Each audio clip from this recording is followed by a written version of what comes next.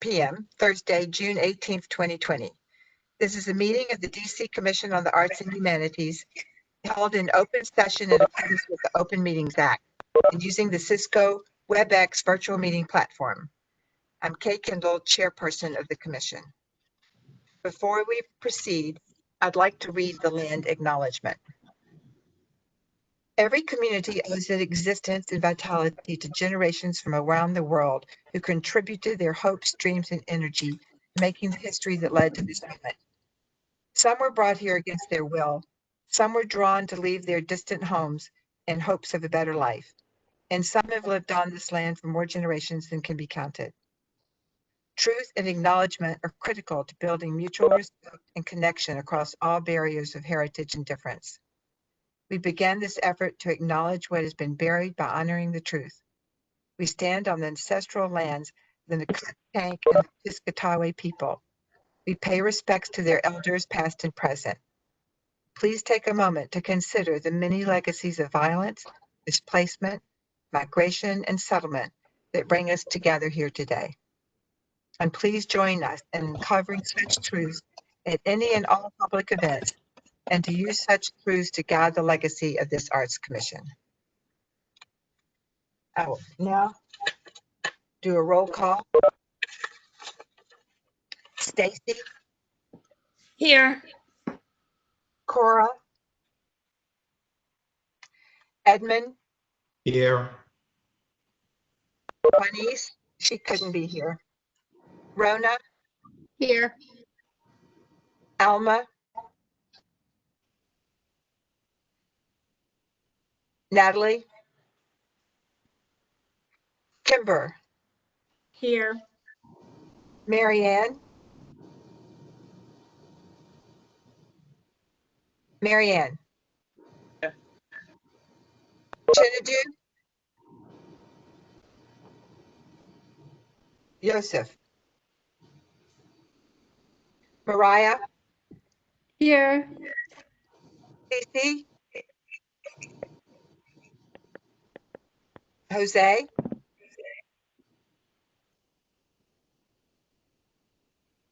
I know who's there. Gretchen? Here. Jose's there. Derek? Here. And I'm here. To go back over some I may have missed. Cora?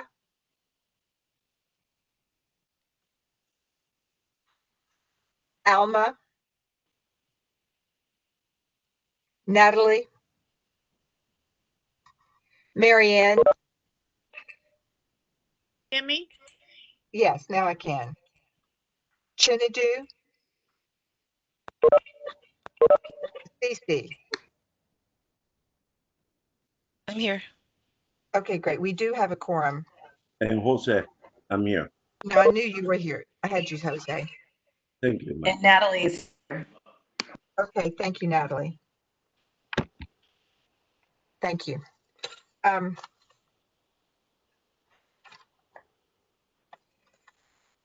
Okay, give me 1 second. The minutes from the last meeting have been circulated to all commissioners. Are there any corrections to the minutes? Then they stand as they are.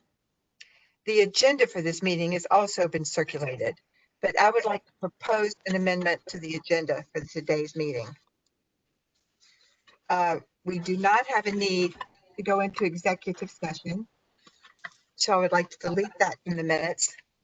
And I would also like to add to the minute further report by Rona on the ad hoc committee of some unfinished business for the ad hoc committee. Do I have a second for that proposal amendment? Second. Gretchen seconds. Okay, I will call the roll for the vote. Stacy, Yes. Cora, Edmund, Yes. Rona, Yes. Natalie, Yes. Kimber, Yes. Marianne, Yes. Mariah? Mariah? Yes. Cece? Yes. Jose? Yes. Gretchen? Yes. Derek? Yes. And once again, is Joseph on the call? Chinadu, are you on the call? And Alma, are you on the call? Yes, I see Alma. Can you unmute Alma? Raise your hand. I see you. Do you vote for the change to the amendment? The agenda. Do you vote for the amendment to the change to the agenda? Raise your hand, Alma, if you can hear me, if you do. Okay. So we have a new agenda. I just want to take a second to say thank you to everyone. This has been very difficult, I think, to make the changes that not being together is required. And I think I've talked to some of you. I see you here today. I think you're all healthy and well. I hope that's the case throughout. And I appreciate that we're all making this effort to meet together like this. I had one announcement that's about our next calendar meeting in July. And the July meeting will now be on Thursday, the 23rd of July.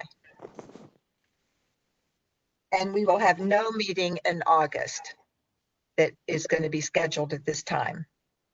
I don't know if something will come up, but right now for your calendar, plan on July 23rd and nothing in August. And I will send you a list of the meetings that are going to be for the rest of the year. They've been adjusted. So please, when I send you this list, it's the new meeting calendar date. Really, that's it. I think the other thing I was going to talk about Americans for the Arts, which are being hosted by DC. Ordinarily, we would have been planning a lot of events and welcoming them to our city. Now it's all virtual. I think Haran's going to speak a little bit more about that and also about the NEA grants. So with that, I'm going to turn it over to you. Good afternoon, everyone.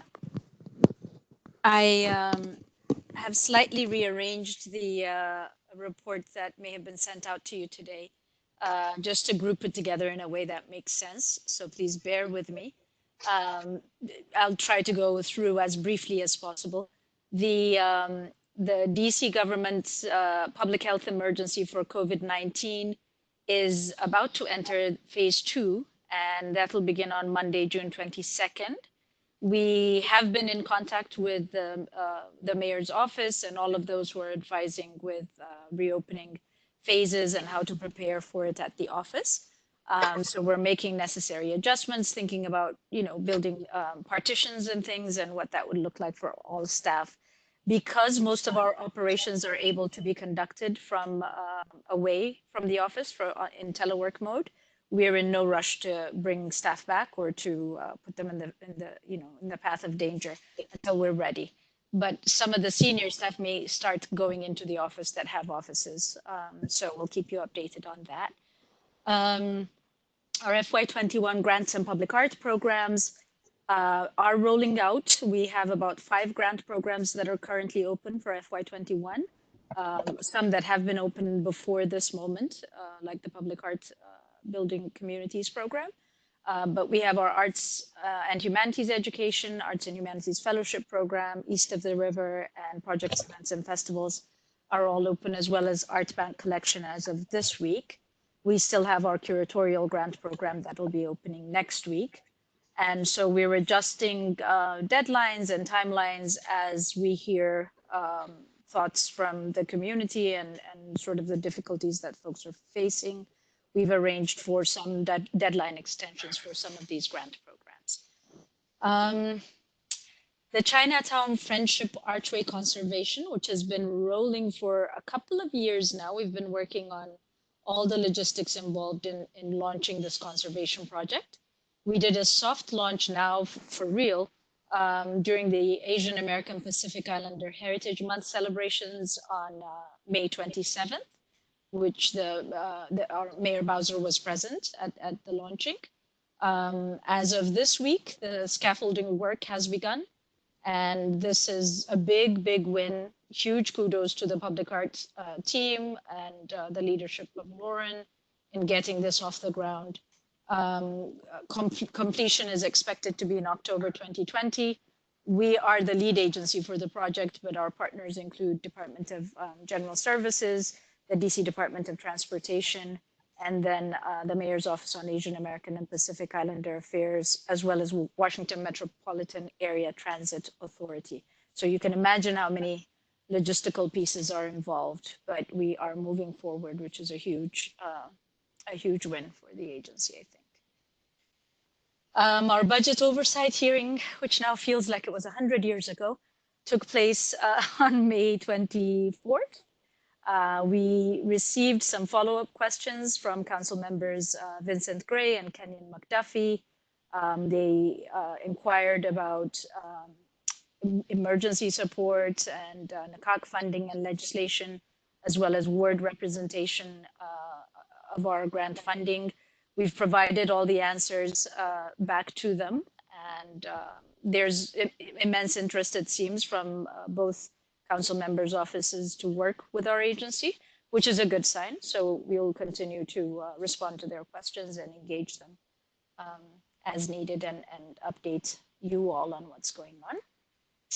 The NEA CAH Coronavirus Aid Relief and Economic Security Funds have, as of May 11th, when we launched it, we have since closed and gone through a process of looking at applications.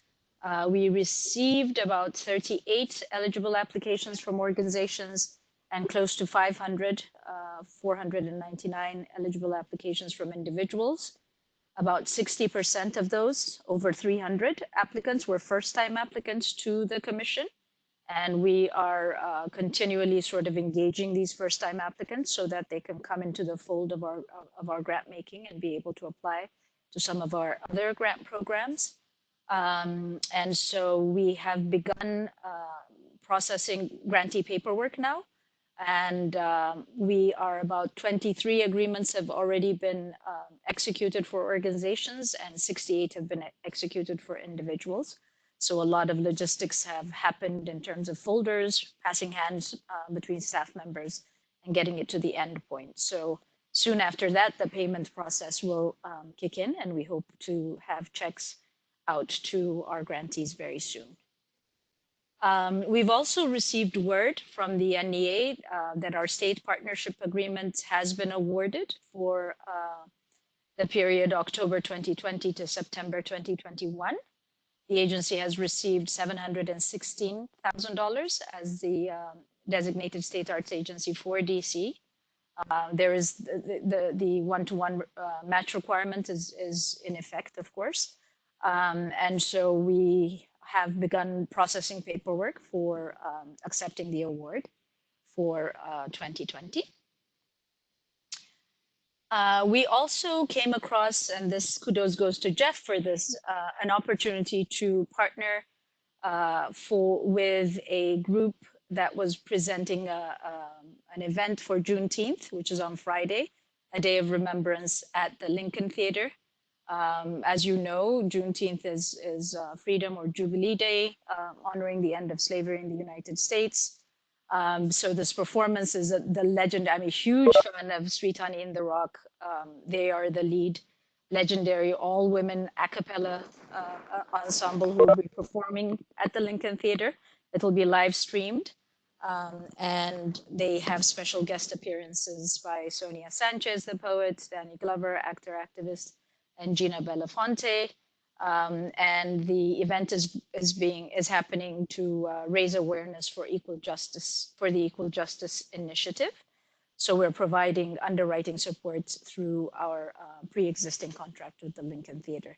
The link is there in my report, but you're all invited to catch this virtual stream tomorrow at 8 p.m.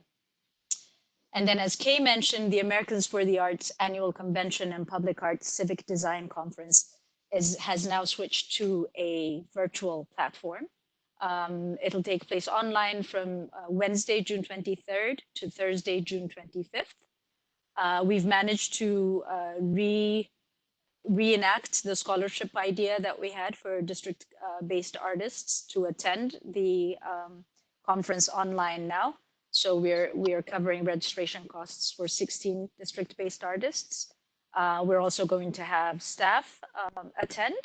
And Kay and I taped last week, or this week, earlier this week, taped a video for as a welcome address. We're co-hosting this with Kay Fritz Foundation, and we will.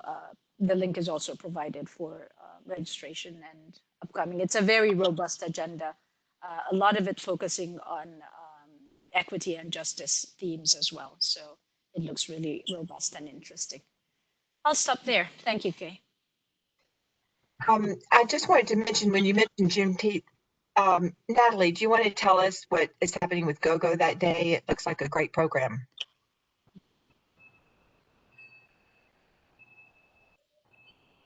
Yeah, there's a lot of go-go floats. Different groups or coalition of groups are doing a lot of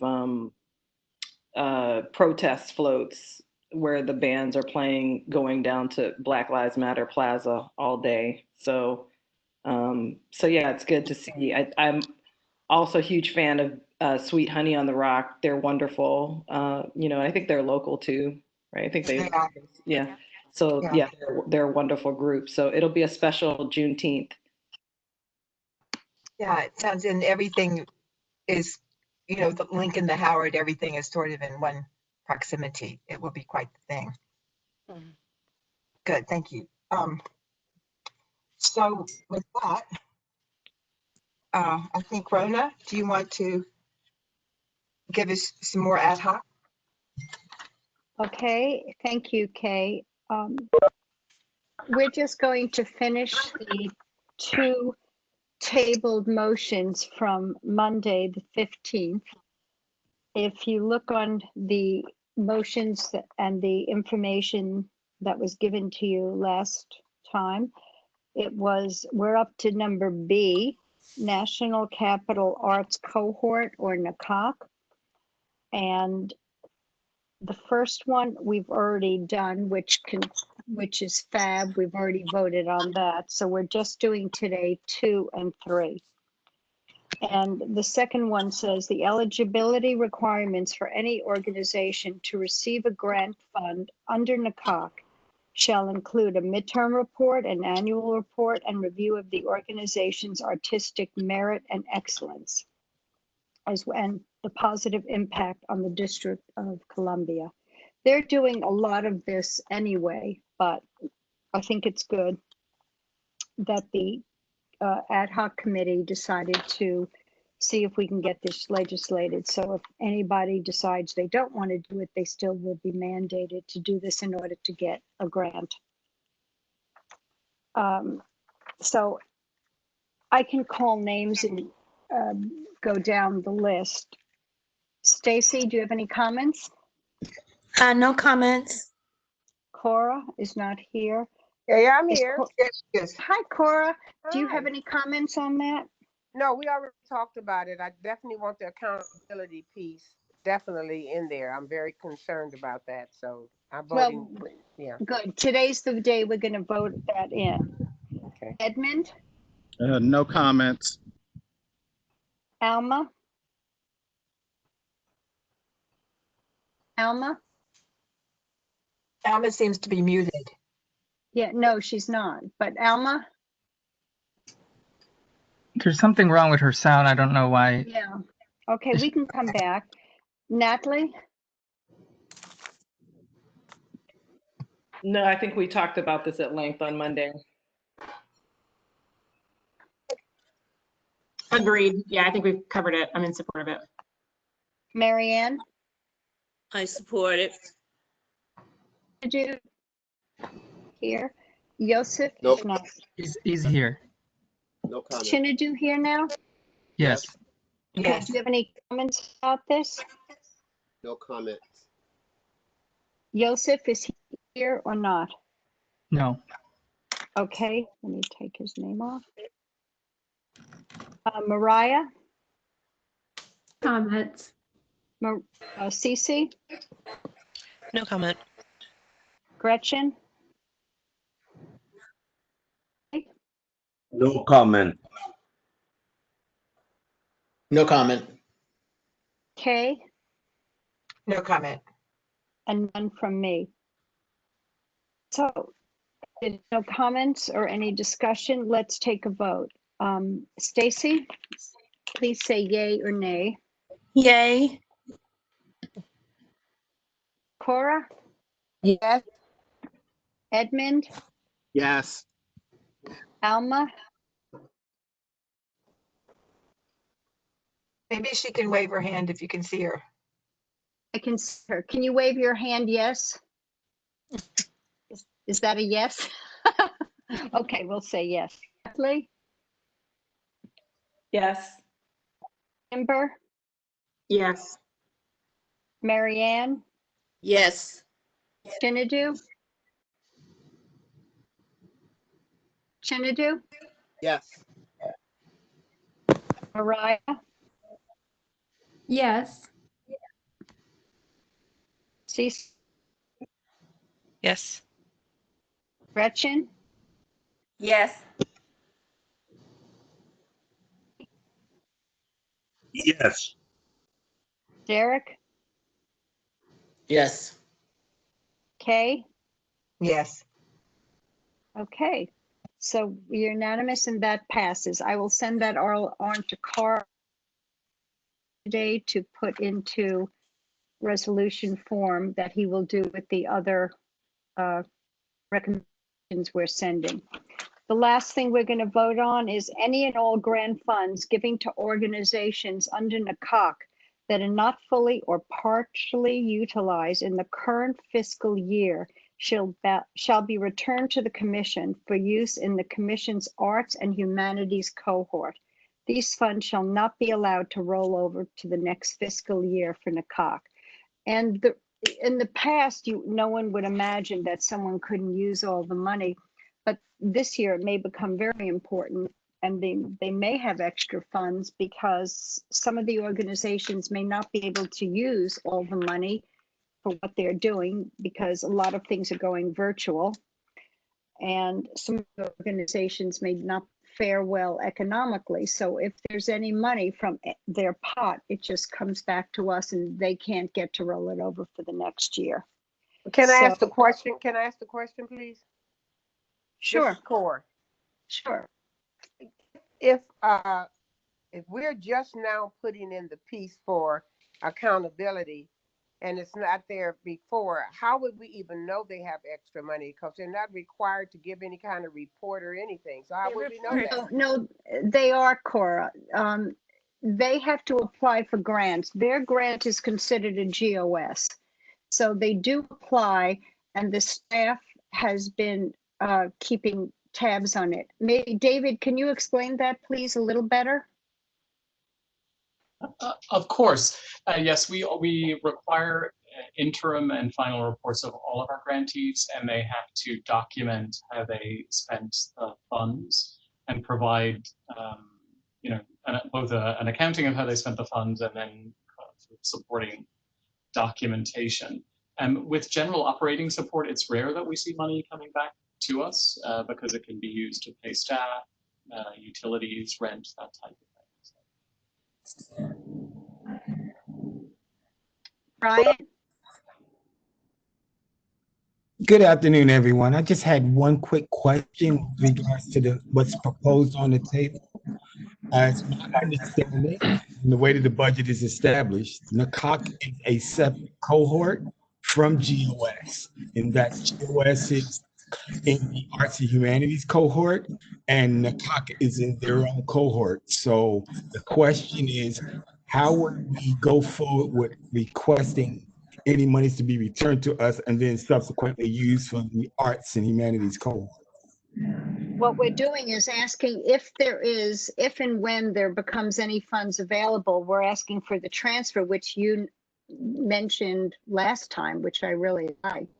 The idea that we should be able to get the money back and use it in one of our cohorts. So it would be the liberal moving around of money that we receive back.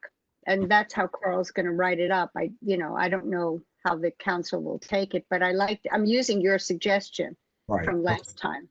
Okay. Is that okay? I just wanted to make sure that it was clear that right now, Yes. any funding that's returned from the whatever cohort stays within that cohort right now. But if the Right. legislation that you're proposing is adopted, then we can then partition it to the other cohorts as needed. Well, the same thing was voted on for the humanities program. So Right. any money doesn't stay with them, it goes to us. And this is the same thing. These funds shall not be allowed to roll over to the next fiscal year for CAH.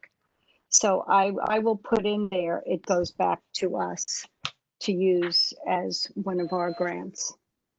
Understood. Thank you. Any other comments at all? Instead of calling the roll, can someone raise their hand, please, if they have a comment? Mary Ann? Yeah. Right now in the reporting process, is there anything that requires the grantees prior to the last quarter report to report to us if they are having trouble spending their resources and their grant? Because if we wait to the end, I think that kind of limits what we're able to do with it if it is returned to us. So Well, we're not saying wait till the end. We're saying we now want a midterm report and an annual report and a review of the organization's artistic merit and excellence.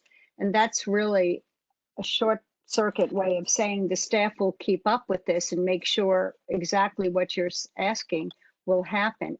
David, can you speak to that? Yeah, of course. That's great question, Marianne. So currently what happens is once we have an executed grant agreement in October, we begin the process for issuing the first payment. When grantees submit their interim report in April and that is approved, we issue the second payment. So it is, there have been cases in the past where organizations have gotten a second payment and have not been able to, their project, hasn't happened or they've had to make adjustments. Generally we do, so I have, for example, in the arts education world, I have several summer programs. So oftentimes they haven't spent very much of the money by the time they get to the interim report. And so I will always ask them, do you anticipate spending all of the funds? And at that point, they can make adjustments. And so when we're issuing a second payment, we can adjust the amount of the second payment. So we have that money is never issued to them. So we do have some protocols in place. With general operating support, it is rare that an organization would return monies to us because there's more flexibility with those dollars, that they can use it, as I said, to pay salaries, which are oftentimes the largest line item in a budget. So, but that it is a really good point, Marianne, and we can probably codify, what it is we do or formalize more what it is we do, but we do have. Thank you. Yeah, Well, that's what the committee decided, David, is that, we wanted to formalize exactly all the reporting, and that's what they had in mind by midterm report, interim report, different kinds of reporting systems. So if there are any more comments from anyone before I call the roll for a vote? I have a quick question, Rona. This is Cece. Sure. How do we know that if one organization within the cohort can't spend their money, that they won't just spread it among the other organizations in the cohort? It's a grant. It's like they get money under GOS. You can't just give your own money to another grantee. Well, but sort of to Brian's point, they're given a percentage of the whole budget to then divvy amongst themselves after a certain percentage. There's two No, formulas there's a formula that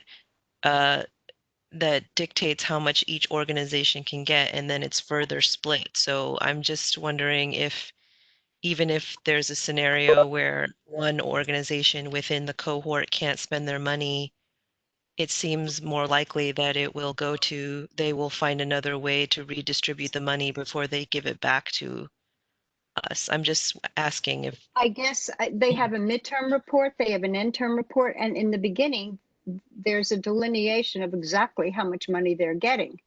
Right. And then in the midterm report, they're going to have to say, if you got $20 now, and then you're supposed to get 20 at the end, show me how you spent the 20. It's pretty, so I think I the guess the staff question, is, the so I staff guess the is going to question take to care of that. Right, I So, understand. So I guess yeah. the question to the staff is more, is this scenario actually likely to happen where it's a legitimate question, Rona. I mean, I understand we're voting just, I mean, we can just vote and say if there's extra money, but I'm just curious, like, what the likelihood of this actually happening is, given the fact that they are getting their own percentage of the budget. And David, you were saying? David, yeah, no. It is a concern. We're so close to this particular forest sometimes we can't even see the trees. But these organizations in this particular cohort are all large enough that their budgets are big enough that they can spend the monies. So I think the largest CAH award this year was $600,000. And that went to an organization that's an $11 million organization. So, Now, what organization did it go to? The National Museum of Women in the Arts. Okay. So the smallest organization in the cohort is probably about $1.1 million, and their award would have been about $300,000. So their budgets are large enough to sustain these GOS awards. It would be very rare. And David, even if it wasn't large enough, or something happened and they couldn't do a performance, or they couldn't spend the money because everything is virtual this year, you would see that because you're giving them a check for what they've reported they needed.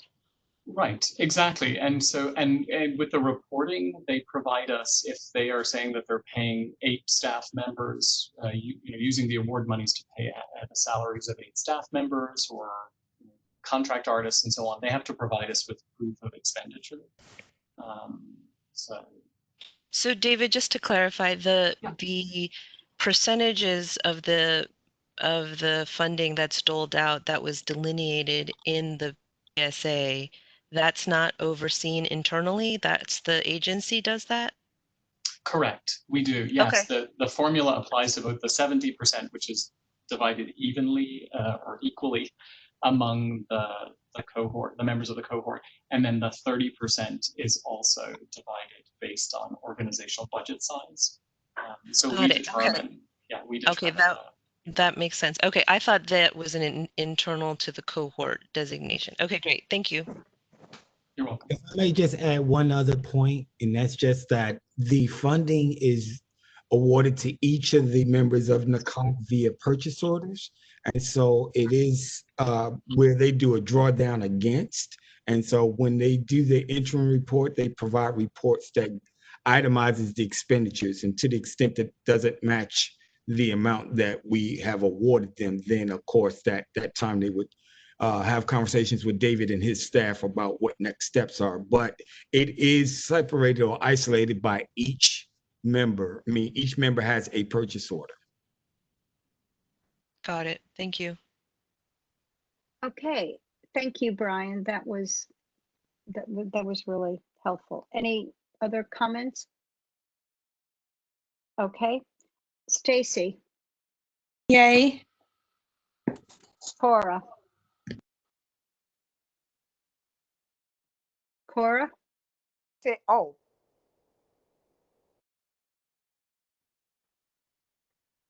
Cora? Yes, I said yes. Can you hear me? Now we can. We couldn't before. Edmund? Oh, okay. Yes. Ed, Alma? Alma? Saying yes, their hand signal. Natalie? Yes. Kimber? Yes. Marianne? Yes. Chinadu? Yes. Yes. Cece? Yes. Gretchen? Yes. Kay? Yes. Derek? Yes. Kay? Yes. Rona? Yes. Okay, that's it for the two areas that we had to finish from the ad hoc committee. And I will submit them to, the others were already worked on by Carl. I will submit these and he can add those. And as quickly as we can, because we've lost a few days and the budget's going to be closed pretty soon. So we want to get that out. Carl, can you just address when do you think you can get all this done in your, I know you have an overload of work, so sorry to put this on you too, but when do you think this you can get all this done? Well, I'll need about a day and a half to finish doing the actual work. But I don't know what time tomorrow I'll be able to pick that work back up, because tomorrow I've got to finish for the public arts team a contract that we need to finish off to satisfy our responsibilities for the upcoming Chuck Brown celebration day. But once I finish that, probably tomorrow afternoon, the rest of the afternoon, and I'll work on the weekend over it. My plan, hopefully, is to have a draft that I can then vet internally amongst the senior staff, because they're David and Lauren and Ron, really want to rely on their expertise. It may take, I guess, a day or a day and a half to then vet it internally. So I'm thinking maybe by this upcoming Wednesday, I'll have a draft that then we can let you take a look, you and the other commissioners review. Once we are all good with what's there, then the next step in the process, there's two steps that happen at the same time. One of the steps I'm going to push, and the other step Brian will push. I will then take our draft and send it to the Office of the Attorney General's Legal Counsel Division and ask that it conduct a legal sufficiency review. That has to happen before any new bill goes to the council.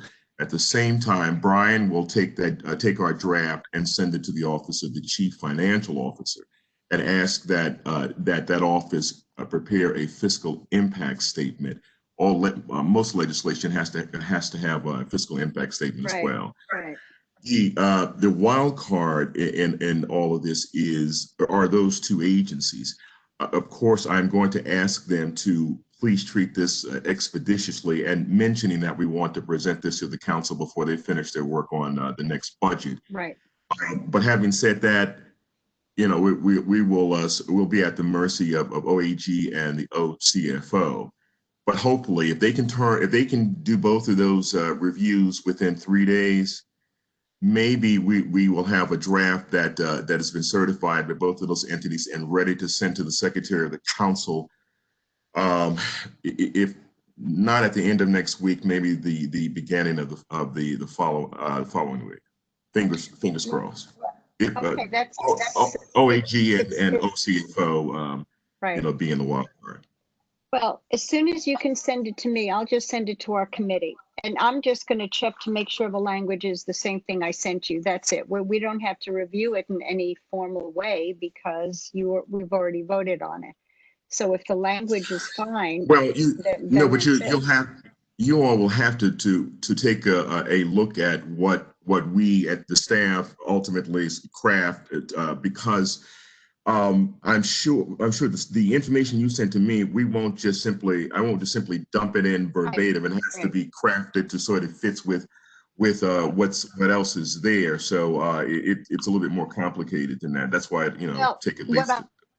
Committee can look at it, the ad hoc committee. We don't have to have another commission meeting on this. And then if Gotcha. everything is in alignment with what we've already voted on, then we're fine. That's My that's concern, very helpful. my That's concern good. is, I'm sorry, Carl. I'm sorry. I apologize. Sorry. It's okay. Can you hear me? I can now. Yes. Okay. Just my concern, because I know that when you do get to the point that you have to do the legislation, and it does have to adjust to what, however the process is they're using or the protocol. My main concern is that preamble that speaks to the inherent unfairness and inequity of the NACACA be a part of that, no matter how you slice it. That preamble has to be there so they know as an organization we are against it, and that we don't intend to stop fighting against it.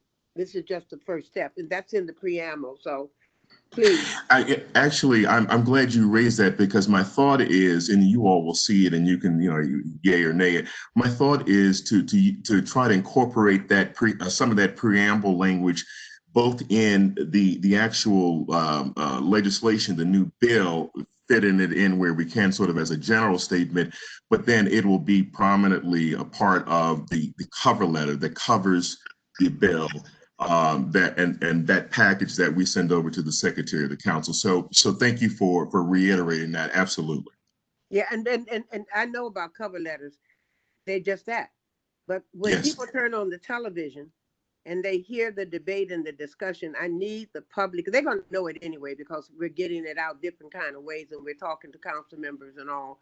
But the bottom line of this whole thing is, no matter how great these organizations are, no matter what great work they're doing, the concept of it, the existence of it is fundamentally unfair. And so that I want that to be something that is read out so the public can hear it. So however we get past the cover letter or whatever else, it needs to be part of when they read that legislation amendment request out.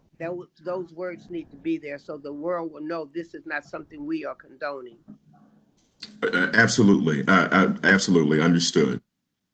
And so, once we get this package together, Rona, even though I'm glad that what you said, that the full commission won't have to then take a second look at the draft, as long as the ad hoc committee is good.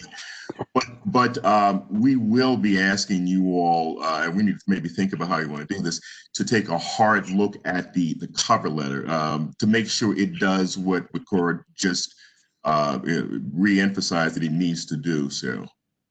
Okay, that's easy. Okay, so I'll be working on that this weekend. Okay, thank you so much for all of your hard work and for the staff for working on this. Absolutely. May I ask a question, Carl? Sure, yes, please, Natalie. So this was a question I had on Monday. So what is the difference? Like, how much harder is it to have a statement saying that this is fundamentally unfair to just simply asking for it to be removed? Like, how much more, like, what other deliberation does it take? Well, I think I understand what you're asking. I think our cover letter, we wanted to really emphasize the points that Cora just made in the cover letter, and I'll make a more general statement in the actual bill. Are you asking? Well, the work that I'm going to be involved in the next day or two will be to make the language that Rona and the ad hoc committee sends to me to incorporate it into our existing establishment statutes. So are you asking what additional work needs to be done, or I'm not sure that I fully understood the question. I guess the question is, like, and I think it was a pretty strong vote on this preamble. So, I mean, what other step needs to be taken to just go for the whole thing and to say that, we believe that NACACA should apply for grants like everybody else? I think I understand. Well, Can I address this, Carl? Yes, We're going to submit to council exactly what was voted on. We're going to take the preamble, and Carl has explained how he's going to do it. We're not going to change it and go for anything different, Natalie, at this time. But Rona, I was asking him because I asked this on Monday and I didn't get a legal answer on this. So what my question is, I want to ask to this, like, so he's going and he's looking at the statute. What more does he need to be able to just say, we would like this to be removed? Because the statements of outrage, I mean, so what else do you need us to deliberate as a commission to be able to just go to the next, so that when do we start saying that we're outraged? My comment, Natalie, my comment was the job of an attorney to write legislation of Carl, who is the commission's attorney, is to take what we give him. I don't think he's going to be able to really say, well, you have to do this, this, and this, because that's not a legal question. That's putting forth what a committee, an ad hoc committee said we were going to do. We did it, we voted, and then Carl just takes what is given to him, as lawyers do, and put it into resolutions for legislation. Is that right, Carl? So you just said that, Rona, and that's not the question that I'm asking. So you just said that, and what I'm asking, and I'd actually would like to hear the answer from Carl, if you don't mind, is what more does it take and what more does he need from us to move from a statement of outrage to a statement of action? Well, Natalie, our package will in effect be a statement of action, because what will be in our package is a bill that we will be asking the council to consider and pass. And if they do, that in effect will change our establishment statutes to enable us to move some of this CAH money and direct it to other entities. It sounded like you were asking me if, I mean, what would it take for me to communicate to on behalf of the commission, to communicate to the council that we want to do more than just make a statement of outrage, but to actually eliminate everything in our establishment statutes that deal with CAH. The answer to your question is what I would need is direction from the board, to Rona's point, advising me to do that. Our establishment statutes make it clear that these type of things are directed by the commissioners, not by me or anybody else on the staff. So I can only create a bill and facilitate its presentation to the council that did away with everything related to CAH if the board, you all, direct me to. I don't have that discretion on my own. Did that answer fully, Natalie? I want to be fully responsive to you. It does. Well, yeah, it does answer to the fact that, so you're opening the whole can of worms. And I'm not saying that, like, I'm not being directive in what it is that, this commission wants to. That voice on that preamble was pretty clear. And so I'm not sure what is, what is to stop us from going all the way. So, but it sounds to me, and this is what I'm hearing from the chair, Roma, is that we are not prepared to go all the way as a commission. So that's what it sounds like. And Natalie, if I could, the answer is, then that's okay. That's what the answer is. Yeah, the last thing I'll say on it really is that you all, the commissioners, decide the approach we take. You all, as the commissioners, decide how we want to ask the council to revise our establishment statutes, not the staff. You all are, in this context, you all are, in most contexts, in charge. So we exist to facilitate you all's wishes. So the answer to your question is, what I would need is the board's direction to draft a bill that does what you're suggesting. At least some of the commissioners might want to do. Well, and just to be clear, this is, again, statements of outrage are one thing, and I think it's important. That's a step that hasn't been taken yet, but that's completely different than doing something about it. So, well, but this, do get to where we're doing something about it. If that's how we feel, I'm hoping that we get to where we're just doing something. Well, can I just add that we are doing something about it? Our first step is we've made that statement. We've asked for resolutions. We've asked for review of the legislation, and we need to have that move forward, which Carl is going to do. And then from there, we'll know what our next step is. But that is the action. The action is to review the legislation. The action is that they know how we feel about it as a commission and commission board, and we put both those things forward. So now the action in return is for the council to review the legislation and let us know what they plan on doing with legislation that they pass. Then we will know what our next step is and how we should proceed forward. And Derek, that's absolutely right. The one thing I would add is that when you were ticking off all of the list of actions, the biggest action is our preparation and presentation to the council of the bill. Because if the bill is passed, it changes our laws in a way that allows us to do with that 17%, that bucket of 17%, something different than currently we're required to do. So that, Natalie, that is the biggest action that we're currently contemplating. Yeah, I hope that's fully responsive. Yes, it is. Thank you. So yes, so we're saying it's unfair and we'd like for them to revise it. So if that's what the language is, then that sounds, that's an action. Thank you, Carl, and thank you, Derek. I think that's it for our committee discussion.